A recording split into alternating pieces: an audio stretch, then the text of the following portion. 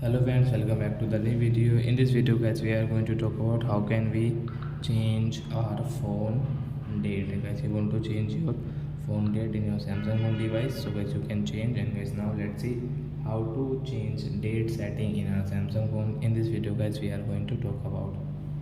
So friends, first of all, open your phone setting, then guys scroll and guys click on the general management. So guys tap here, then as you can see date and time, tap here.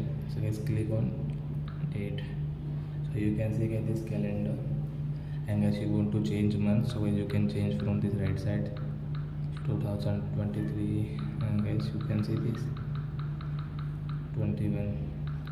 So guys which like month you want to change date. Example guys, you want to change July, today is 15, so guys you want to change into like 25, so guys click on 25, and as you can see done option, so guys tap here. So as you can see your phone date will change into 25 July. So I hope friends you have understood how to change phone date in our Samsung phone. So that's it guys, thanks for watching.